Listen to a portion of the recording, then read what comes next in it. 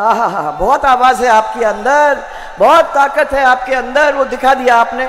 10 minute जब तक हमने आपके पीछे पढ़ पढ़ के नहीं कहा, तब तक ये आवाज पेट में से निकली ही नहीं।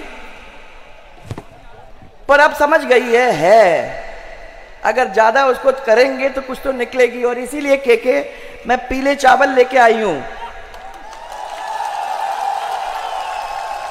देखो, दिवाली का उत्सव हो गया, आपको बहुत सारी शुभकामनाएं, यहां से लेके वहां तक सब लोगों को बहुत सारी शुभकामनाएं दिवाली की। परंतु उसके साथ साथ इतना बड़ा त्योहार एक और आने वाला है जो 5 साल में एक दफा आता है, और उसके लिए मैं पीले चावल लेके इनके पास छोड़ के जा रही हूं। या आप तक पहुंचेंगे और पीले चावल देंगे, और मेरी हाथ जोड़ करके आपसे इतना ही मैंने है आग्रह है कि आप उस दिन 11 बजे के पहले जाकर अपना वोट डालने का काम करोगे। तब मुझे मालूम पड़ेगा कि इस महा उत्सव के अंदर आप लोगों ने मेरे पीले चावल को मान करके और जाके ये काम किया है। और आखिर में आई मैं इसीलिए हूं, मैंने इस के को कहा कि बहुत दूर सब कुछ छोड़ के तुम्हारे यहां तुम्हारे सब लोगों से इस परिवार को अपने गले से लगाने के लिए मैं यहां आई, ये देखने के लिए कि क्या मजा यहां हो रहा है। लादूराम जी के साथ में आई थी, समान था, एक पहले आई थी आप लोगों के बीच में, परंतु उसके बाद अब के लिए आप लोगों के बीच में गौरव यात्रा आई थी, बीच में परिवर्तन यात्रा भी निकली थी, वो सब टाइम में आप लोगों के बीच में निकली।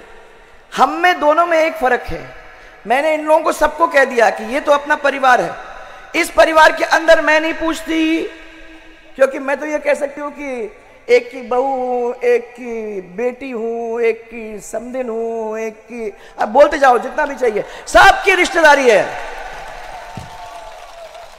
एक से तिलक लगवाती हूं, सब पूरे अपने ही हैं। और मैंने इसलिए कहा कि मुझे नहीं मालूम कि कोई जात या पात का, मुझे कुछ नहीं मालूम है, मुझे सिर्फ इतना ही मालूम है कि एक घर है, एक परिवार है, और अगर इसका विकास करना है तो जब तक कंधे से कंधा लगाकर माताएं, बहनें, पुरुष, भाई नहीं चलेंगे, तब तक उस क्षेत्र की कोई उन्नति, तरक्की, विकास नहीं हो सकता। तो मेरे सामने आज हमारे परिवार के लोग बैठे हुए हैं, और वो सब लोग मिल करके एक थाली में खाने की सोच करके यहां आए हैं। मैं आप लोगों को खाली 2-3 चीजों को कह के फिर आगे बढ़ना चाहती हूं, मुझे ब्यावर तक पहुंचना है आज। और दोनों चीज, एक तरफ तो बीजेपी, दूसरी तरफ कांग्रेस। बीजेपी वालों तो परिवार जैसे आप लोगों को मानते हैं, और सबसे पहले सेवा भाव लेकर घर से निकलते हैं। वो जानते हैं कि ये जो बैठे हमारे सामने, ये वाकई में 33 कोटि देवता हैं। पहले जाएंगे तो भगवान के ढोकेंगे, भगवान के ढोकने के बाद उनको साथ लेने के बाद हमारे महात्मा उनके पैरों में आशीर्वाद लेंगे, उनका आशीर्वाद और उनको प्रेम मिल जाता है। तो मैं हमेशा कहती हूँ कि ये 33 कोटि देवी देवता हैं, उनकी आंखों में देखो, उनके ढोको और उनका साथ लो, तभी ये काम पूरा हो सकता है। और जब ये परिवार से बन जाएंगे तो मुझे तो विश्वास है कि आप नाई कैसे कर सकते हो, कर सकते हो, इधर आओ, हे राम, नाई कर सकता है कोई?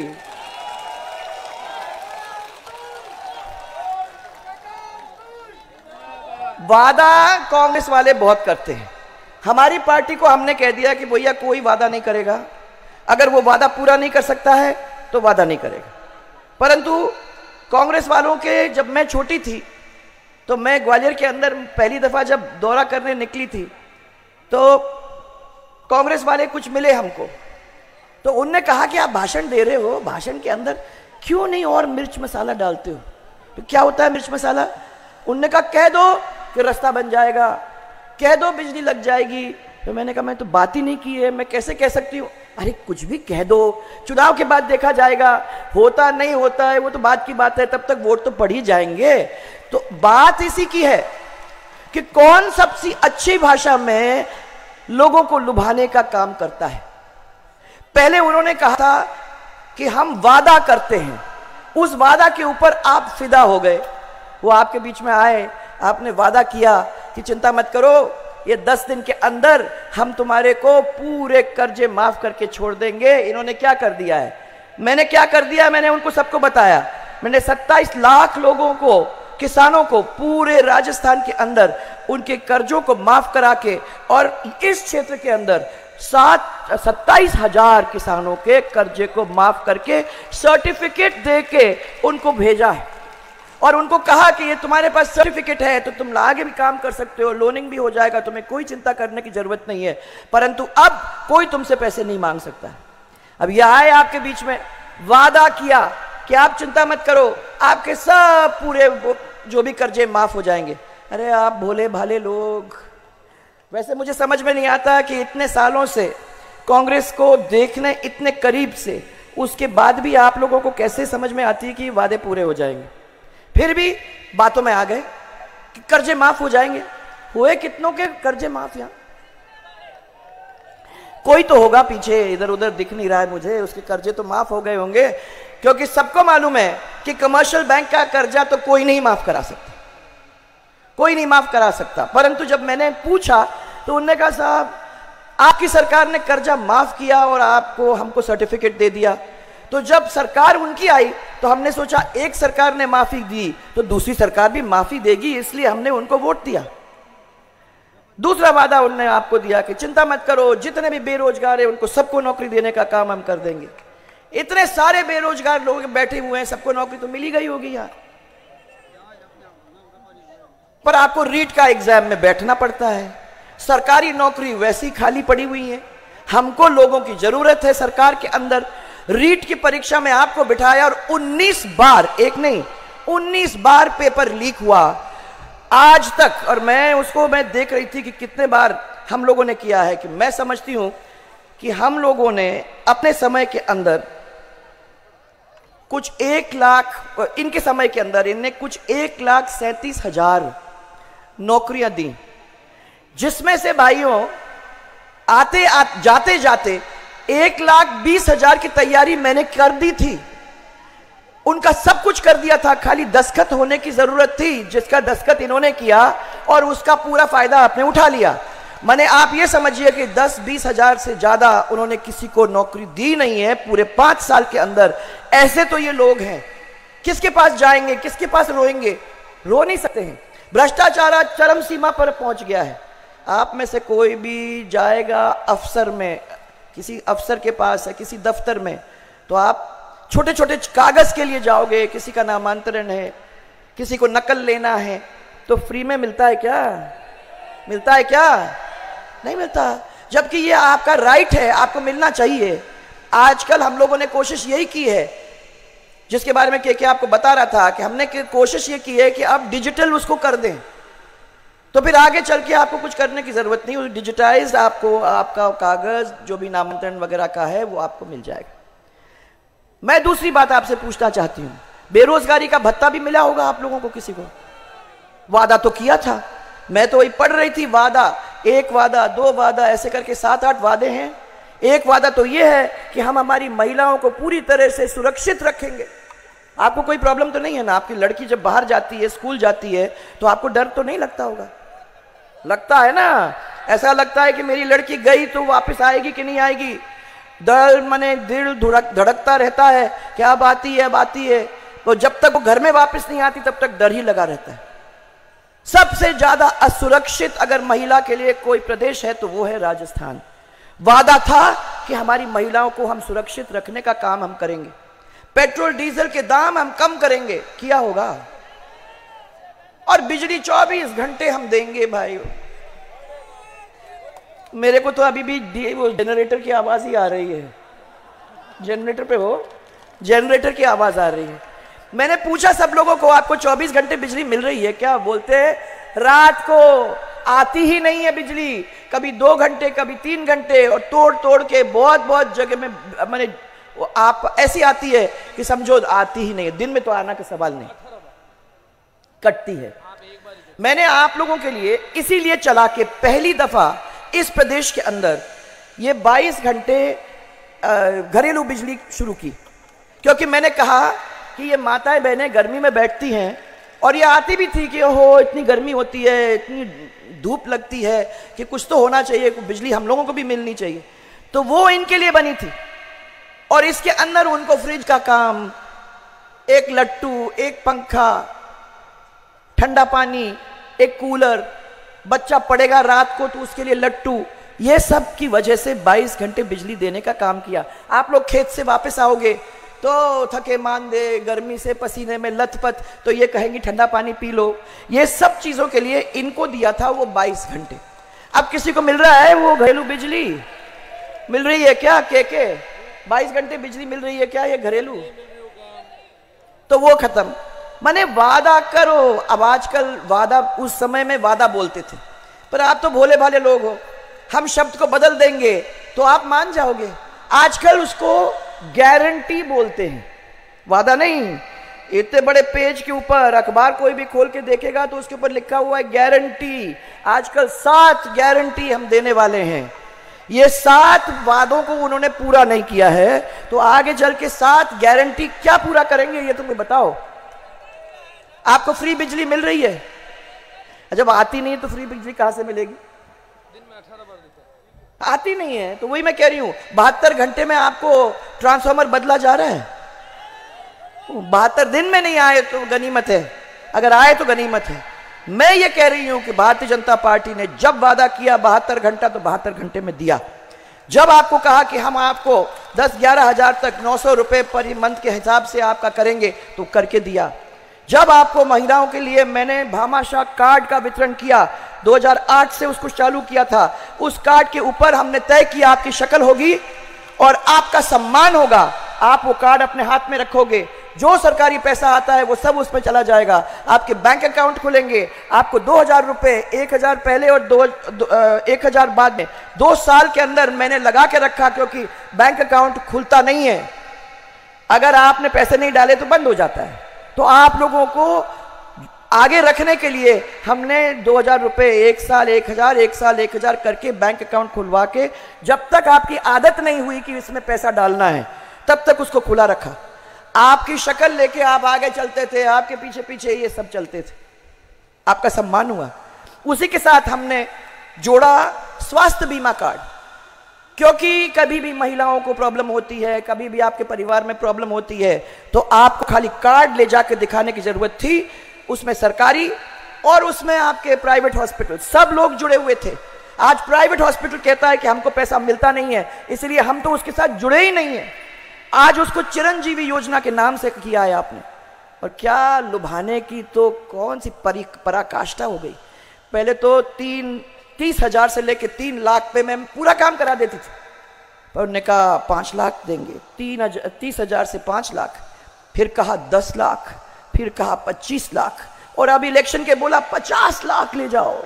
अरे सबको मालूम है कि किसी भी एक आदमी को 50 लाख के बीमारी तो होने वाली है नहीं, सबको मालूम है। तो ये सब ढोंग रचने की कोई जरूरत ही नहीं थी। 12,000 से लेके 20,000 से ज्यादा औसतन किसी के ऊपर खर्च होता नहीं है, सबको मालूम है। और हम लोग 30,000 और 3 लाख के बीच में पूरे राजस्थान को संभाल रहे थे, कोई प्रॉब्लम नहीं थी। तो ये लोगों को लुभाने की जो गंदी आदत है इनकी, काम नहीं करना, बस इसी तरीके से बातें करना। मैं ये कहने आई हूं कि ये 5 साल पहले अगर अपन लोगों ने उसको रोक दिया होता तो आज बिजली का कर्जा फिर से 95,000 करोड़ तक नहीं पहुंचता। 95,000 करोड़ तक पहुंच गया भाई। हमारे समय के अंदर 5वें साल तक हम लोग 10-15 हजार तक उसको ले आए थे, और अगर ये कर्ज हट जाता तो आपके बिजली के दाम 1 रुपए, 1.5 रुपए, 2 रुपए से ज्यादा नहीं होता। आप फिर से 95,000 पे चले गए हो, उसको फिर ठीक करने के लिए अगले 5 साल 7 साल और लगेंगे। और इन्हें क्या चिंता है, उनको तो मालूम है कि कर लिया हमने, कर करा के हम तो चले जाएंगे, फिर ये लोग आएंगे उसको जमाएंगे, जैसे घर में जमाती है ना माताएं बहनें, आराम से उसका पूरा जमा के फिर हम 5वें साल में चले आएंगे, कोई ना कोई लुभानी बातें कह देंगे, ये बातों में आ जाएंगे और हम आराम से फिर राज करेंगे। काम करने की बात ही नहीं है भाइयों। इसलिए मैं आपको कहना चाहती हूं कि अभी मैंने इनसे पूछा कि भाई क्या क्या काम हुए, याद तो अपने को दिलाने की जरूरत है। तो 20 करोड़ रुपए की राम जी की गोल 132 kV GSS हुआ कि नहीं हुआ? बना के बना आपका GS राम जी गोल, हाँ मुझे मालूम है कि हुआ है वहां। उसके बाद 10 करोड़ की लागत से 33 kV के 8 GSS छोटे छोटे सब दूर लगे। फिर 112 करोड़ की आपकी नर्मदा जो गुड़ामलानी पेयजल की योजना जिसको पूरा करने की बात थी, उसकी शुरुआत अपन लोगों ने कर दी थी, आप तक पूरा पहुंचा है, परंतु इन लोगों ने जो करना था लास्ट का काम उसको पूरा नहीं किया है। कर दिया होता और हमारी सरकार होती तो आज आप लोगों को यह प्रॉब्लम भी देखने की जरूरत ही नहीं होती। 5 करोड़ की लागत से नौखड़ा, धोरीमन्ना, गुड़ामलानी में CHC, धर्मशाला का निर्माण, PHC का खोलना, गुड़ामलानी में ITI, 13 नए सब सेंटर्स, 5 करोड़ में 9 ग्राम पंचायत के भवन, 3 करोड़ की लागत से 27 किसान सेवा केंद्रों का निर्माण, 21 करोड़ की लागत से गुड़ामलानी रतनपुरा सड़क, लूनी नदी पर ब्रिज, ROB और उपखंड और तहसील कार्यालय के भवन का निर्माण, 22 करोड़ की लागत से जेतेश्वर धाम आवासीय विद्यालय, सब पशुपालक जो भी जाते थे उनके लिए, और सभी ग्राम पंचायत में माताएं बहनें आप लोगों का ध्यान रखते हुए ग्रामीण गौरव पथ हम लोगों ने उनको जोड़ने का काम किया। और उसके साथ साथ उच्च माध्यमिक विद्यालय हर ग्राम पंचायत हेडक्वार्टर पे लगाने का काम हमने किया। जब हमारी सरकार आई थी तो शिक्षा में राजस्थान 26 में, पूरे देश के 26वें पायदान पे था, और जब 5 साल बाद हमारी सरकार गई तो दूसरे पायदान पे शिक्षा के मामले में हम लोग पहुंच चुके थे। वो किस लिए? क्योंकि 0 से लेके 12 तक के क्लास, उसके बाद उसके अंदर कंप्यूटर के क्लास, उसके अंदर प्राचार्य, उसके अंदर टीचर। हमने सबको कह रखा था कि कोई स्कूल नहीं होना चाहिए जिसके अंदर ना टीचर ना प्राचार्य हो, उनको होना ही चाहिए, नहीं तो स्कूल खोलने की कोई जरूरत नहीं है, बिल्डिंग तो वैसे ही बना लो। बिल्डिंग बनाने से कोई मतलब नहीं है अगर उसका फायदा हम लोगों को नहीं दे सकते। तो आपके डॉक्टर्स आज हैं, तो अगर आपके हॉस्पिटल है तो डॉक्टर नहीं है, अगर आपका स्कूल है तो टीचर नहीं है। ये हालात आज हैं। क्या आप लोग उसको बदलना नहीं चाहते भाई? हम जाति पाति और मजहब के बातों के अंदर ही अटक जाएंगे क्या?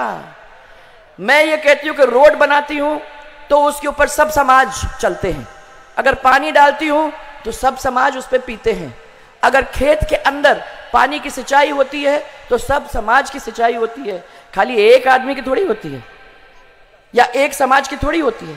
तो अगर ये बात है तो सरकार तो सब समाज की है, और आप लोगों को सबको मिलके, चाहे मेरी माताएं बहनें हो, चाहे आप लोग सब यहां बैठे हुए हो, एक चीज ध्यान कर लेना, अपने को अपना विकास करना है, किसी और का विकास नहीं।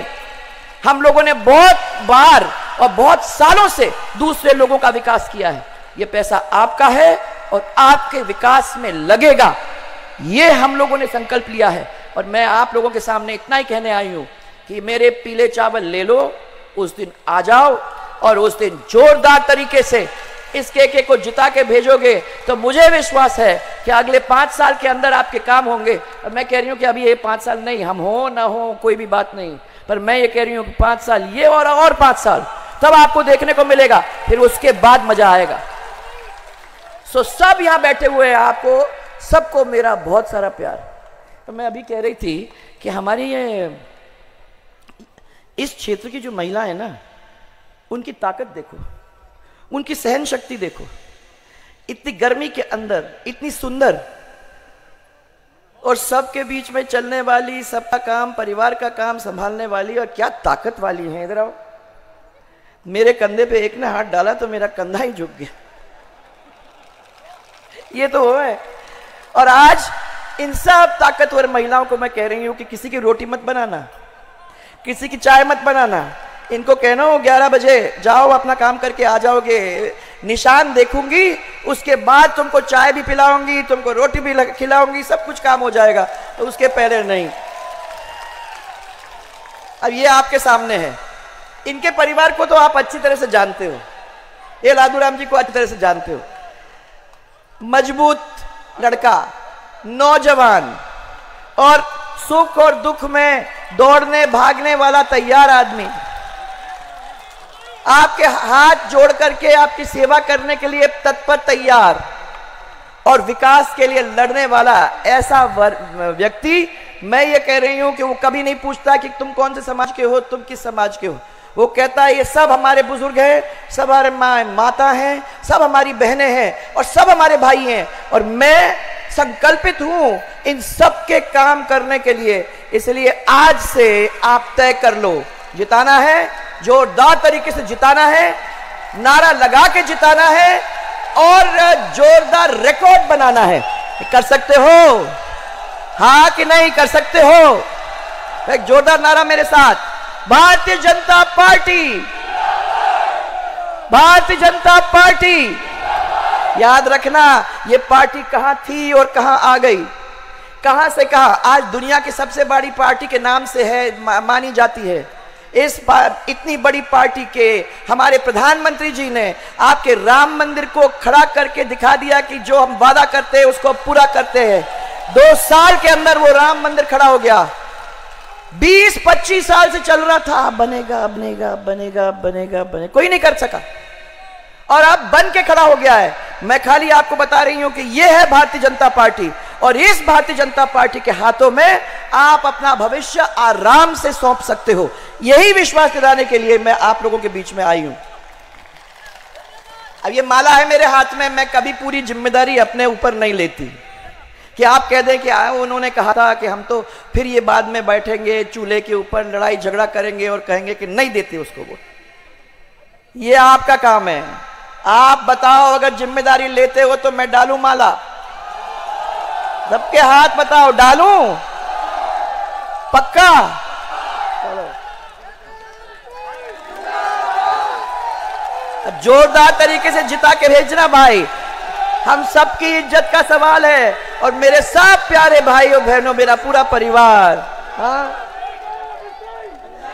बहुत सारा प्यार, बहुत सारा धन्यवाद। अरे चुनाव नहीं होता तो आप लोगों के साथ और बैठती, हो सकता है कि आप लोग रोटी खिलाती।